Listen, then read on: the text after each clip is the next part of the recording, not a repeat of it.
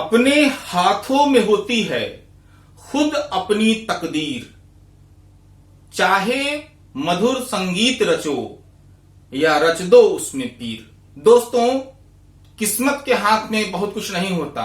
सब कुछ इस बात पर निर्भर करता है कि हम जिस दिशा में आगे बढ़ रहे हैं उस दिशा में हमारी स्ट्रेटजी कैसी है।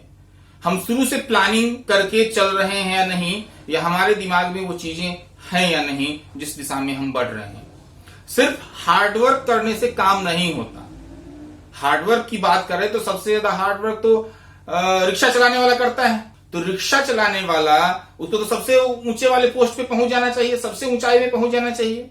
तो ये भूल जाइए कि हार्डवर्क आपको सफलता दिलाएगा।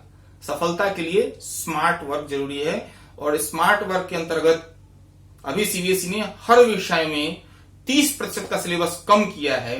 मैं चाहता हूं कि आप लोग सिलेबस पर एक नजर डाल लें और उसको ध्यान में रख के आने वाले जो कुछ महीने बचे हैं आपके बोर्ड एग्जाम में, उससे पहले की तैयारी के लिए इस सिलेबस को ध्यान में रखें। तो मैं हूं पवन कुमार ईश्वर और एस टीवी हिंदी अकेडमी पर आपका स्वागत करता हूं। चलिए पाठ्यक्रम परिचर्चा आरंभ करते हैं। साथियों, अभी तक आप लोग छठी क्लास, 7वीं, 8वीं, 9वीं हर क्लास में आप अपठित गद्यांश और अपठित पद्यांश वाला हिस्सा करते आए हैं। इसमें कुछ नया नहीं है बताने के लिए। ये आपका 5 नंबर का बोर्ड क्लास में भी रहेगा, बोर्ड में भी, और 5 नंबर का अपठित पद्यांश। पद्यांश यानी कि कविता, और गद्यांश यानी कि पद्य। कहीं किसी न्यूज़पेपर का हो सकता है, किसी पत्रिका का हो सकता है, या किसी अच्छी किताब से संकलित हो सकता है। ये दोनों चीजें लेकिन अपठित होंगी, यानी आपकी एनसीईआरटी किताब से नहीं दी जाएंगी। उसको पढ़ करके दिए गए प्रश्नों का उत्तर आपको देना है। यह आपकी बोधगम्यता क्षमता की जांच है, और इसमें आप आसानी से अगर ध्यान से गद्य को पढ़ें तो कर सकते हैं। उसके बाद यह 16 अंक का जो है आपका, यह व्याकरण वाला हिस्सा है। यह 16 अंक आपका व्याकरण वाला हिस्सा है। व्याकरण के मूलतः 4 ही टॉपिक आपको 10th क्लास में पढ़ने हैं। एक, वाक्य के भेद। दूसरा, वाच्य, जिसको अंग्रेजी में आप लोग कहते हैं एक्टिव वॉइस, पैसिव वॉइस। तो वही इसमें आपको वाच्य पढ़ना है। इसमें भी 3 तरह के वाच्य होते हैं, वो आपको आगे की वीडियो में बताया जाएगा। फिर पद परिचय है। पद परिचय भी 4 अंक का होगा। और रस के बारे में आपने सुना होगा, लेकिन अब इस क्लास में आप रस के बारे में भी पढ़ेंगे। रस 4 अंक का होता है। तो 4, 4, 4, 4, यह हो गया कुल 16 अंक। तो कुल 16 अंक का ही व्याकरण आने वाला है। और कुल आपका 80 अंक का एग्जाम होता है, तो 16 नंबर उसमें हुआ 20%, यानी कुल एग्जाम का 20% जो है आपको व्याकरण से पूछा जाएगा। इसके बाद व्याकरण के बाद आता है निबंध और अनुच्छेद लेखन वाला हिस्सा। अब यहां थोड़ा ध्यान देने की बात है, पिछले साल तक निबंध 10 अंक का पूछा जाता था। इस बार सीबीएसई ने सिलेबस में बदलाव करते हुए निबंध को 10 अंक की जगह उसका नाम रख दिया है अनुच्छेद लेखन, और अनुच्छेद लेखन को कर दिया गया है 5 नंबर का। इसके अंतर्गत आपको 100 शब्दों में जवाब देना होगा। और एक संदेश लेखन जो है, संदेश, जैसे आप आज मैसेज का जमाना आ गया है तो हम संदेश भेजते हैं ना। होली पे संदेश भेजा किसी को, दिवाली पे संदेश भेजा, नए वर्ष पे संदेश भेजा। तो सीबीएसई ने संदेश लेखन को भी इस बार 10वीं के पाठ्यक्रम में शामिल कर दिया है। यानी कि सीबीएसई यह चाहती है कि जो बच्चे 10वीं पास करें वो मोबाइल पर आसानी से किसी को भी होली, दिवाली, ईद, क्रिसमस आदि के संदेशों को मैसेज कर सकें सक्षम भाषा के साथ। तो वो चीज आप हिंदी साहित्य में सीखेंगे, और यह भी होगा 5 अंक का। फिर विज्ञापन लेखन है, यह 5 अंक का होगा। विज्ञापन का मतलब आप लोग समझते हैं, टीवी पर, अखबार में, रेडियो पर, हर जगह आप विज्ञापन देखते हैं। और विज्ञापन किस तरह से लिखा जाता है, इसको लिखना आप इसके अंतर्गत सीखेंगे। यह भी 5 अंक का है। और पत्र लेखन आप लोग पिछली क्लास में करते आए हैं, इसमें कोई परेशानी नहीं है। पत्र लेखन भी आपको 5 नंबर का है। तो कुल आपका लेखन वाला जो हिस्सा हो गया रचनात्मक लेखन में 4 टॉपिक हो गया, अनुच्छेद लेखन, संदेश लेखन, विज्ञापन लेखन और पत्र लेखन।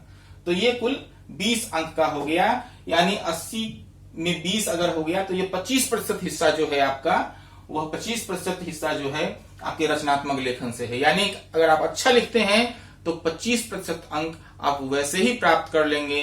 व्याकरण कर लेते हैं तो आप इन्हीं दो विषय को मिला करके क्षितिज कृतिका को छोड़ भी दिया जाए टेक्स्ट बुक को, तो आप एग्जाम में आसानी से पास हो जाएंगे। अब आइए इतना, यानी कि 16, 10 और 20, यानी 20, 10, 30 और ये 46 अंक, 46 नंबर का आपका हो जाता है टेक्स्ट बुक को छोड़ करके। यानी कि आप समझिए कि सालों भर शिक्षक और विद्यार्थी लगे रहते हैं, क्षितिज पढ़ना है, क्षितिज पढ़ना है, कृतिका पढ़ना है, कृतिका पढ़ना है, नेताजी का चश्मा पढ़ना है, और नेताजी का चश्मा पढ़ते पढ़ते साल बीत जाता है। लेकिन आपको यह भी देखना होगा कि जिस विषय को आप जितना वजन दे रहे हैं, क्या उतना देना आवश्यक है? क्योंकि पूरी किताब जो आप साल भर पढ़ते हैं उससे सिर्फ 34 नंबर का सवाल एग्जाम में आता है, और जहां से आपको 46 नंबर का सवाल आ रहा है, इस पोर्शन पे सामान्यतः शिक्षक और विद्यार्थी दोनों मेहनत करते नजर नहीं आते हैं, जबकि इस पोर्शन पर ज्यादा काम करने की आवश्यकता है। अब इसके अंदर भी देख लीजिए, क्षितिज के अंतर्गत संक्षिप्त प्रश्न पूछे जाएंगे आपको, 1 अंक के, 2 अंक के प्रश्न होंगे। वह कुल 14 होंगे, 7 होंगे गद्य खंड से और 7 होंगे पद्य खंड से, यानी कविता से। और क्षितिज के अंतर्गत वर्णनात्मक प्रश्न होगा, थोड़ा बड़ा सवाल रहेगा, वो भी ज्यादा नहीं, 2 या 3 नंबर का होगा। वो सवाल भी आपको होंगे 14 अंक के, जिसमें 8 अंक का रहेगा गद्य और कविता वाला 6 अंक का यहां पे रहेगा।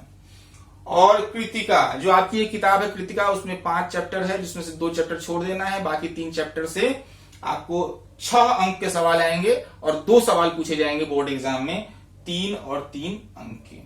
तो ये सारा आप जोड़ देते हैं, 14, 14 और 6 तो हो जाता है 34, और ये सारा जोड़िए तो 80 नंबर। ये आपका जो हिस्सा हो गया, ये हो गया आपका रचनात्मक लेखन। रचनात्मक लेखन का हिस्सा हो गया। यह हिस्सा जो आपका हो गया, यह हो गया आपका व्याकरण का। व्याकरण में मूलतः आपको 4 ही टॉपिक पढ़ना है। यह हिस्सा जो हो गया, ये हो गया आपका अपठित अंश हो गया। अपठित ये आप करते आए हैं, अपठित अंश है ये आप पढ़ते आए हैं, अपठित अंश। और बाकी ये 34 अंक का है, ये आपका टेक्स्ट बुक से। इस तरह से आप 80 अंक पे पहुंच जाते हैं। और फिर 20 अंक जो होता है आपका, वो इंटरनल के होते हैं। 20 अंक में आपके श्रवण कौशल को, श्रवण यानी सुनने की क्षमता को, और वाचन कौशल को जज किया जाता है। जैसे क्लासेस चलती हैं तो क्लास में बच्चा कौन कौन एग्जाम बीच भाग ले रहा है, क्लास में बोल रहा है, तो उनकी वाचन क्षमता को हम लोग सालों भर ऑब्जर्व करते हैं। उनकी श्रवण क्षमता को, कौन बच्चा ध्यान से सुन रहा है, नहीं सुन रहा है, उस क्षमता को जांचने के लिए अंत में एक वाइवा भी कराया जाता है, साक्षात्कार लिया जाता है। उसके अलावा कुछ परियोजना कार्य भी दिया जाता है। तो श्रवण और वाचन कौशल लगभग 10 नंबर का होता है, और परियोजना कार्य भी लगभग 10 नंबर का होता है सामान्यतः। तो ये आपको 20 नंबर हो गए। तो 80 में 20 जोड़ते हैं तो कुल 100 अंक हो गया। यहां तक तो बातचीत हो गई। अब आइए देख लेते हैं उन चैप्टरों के नाम जिनको सीबीएसई ने इस बार सिलेबस से, 10वीं की सिलेबस पाठ्यक्रम से, क्षितिज और कृतिका में से हटा दिया है। उसको हम आइए देख लेते हैं। टेक्स्ट बुक के अंतर्गत सबसे पहले आपके 10वीं क्लास में क्षितिज भाग 2 लगा हुआ है, उसके अंतर्गत देख लेते हैं। पहले काव्यखंड, उसके बाद गद्यखंड। काव्यखंड के अंतर्गत देव की 2-3 कविताएं लगी हुई हैं, वो नहीं पढ़नी है। जयशंकर प्रसाद की एक कविता है आत्मकथ्य, इसे भी नहीं। नागार्जुन, यह दंतुरित मुस्कान और फसल, ये 2 कविताएं हैं नागार्जुन की जो लगी हुई थी सिलेबस में, अब नहीं पढ़ना है। गिरिजा कुमार माथुर की छाया मत छूना मन, ये नहीं पढ़ना है। और मंगलेश डबराल का संगतकार, ये संगतकार भी हमें नहीं पढ़ना है। तो कविता में सिर्फ 4 ही बच जाते हैं जिन्हें हमें पढ़ना है। एक तुलसीदास की रचना पढ़नी है, और एक सूरदास के पद को पढ़ना है। उसके अलावा निराला की 2 कविताएं लगी हुई हैं, वो पढ़ना है। और ऋतुराज की कविता है कन्यादान, ये पढ़ना है। यानी 4 ही कविता हमें पूरे साल भर में पढ़ना है। इसके बाद गद्य खंड में मनु भंडारी एक कहानी, यह भी नहीं पढ़नी। महावीर प्रसाद द्विवेदी स्त्री शिक्षा के विरोधी उदर को खंडन नहीं पढ़नी। यतीन्द्र मिश्र नौबत खाने में इबादत, इसे भी नहीं। भदंत आनंद कौशल्यायन की संस्कृति, ये आपको नहीं पढ़नी है। इसमें दो तो पहले भी नहीं पढ़नी थी, महावीर प्रसाद द्विवेदी और संस्कृति ये जो है कौशल्यायन वाली। बाकी ये यतीन्द्र मिश्र और मनु भंडारी को इस बार हटाया गया। अब आपके एक और छोटी सी सप्लीमेंट्री बुक है कृतिका भाग 2, इसमें 2 चैप्टर है। यही ठैया झुलनी हेलानी हो रामा, ये श्री प्रसाद मिश्र की है, और ये मैं क्यों लिखता हूँ, ये आगे की रचना है। ये दो पहले से भी सिलेबस में नहीं था, पिछले साल भी नहीं पढ़ाना था, इस साल भी नहीं है, तो ज्यादा परिवर्तन नहीं है।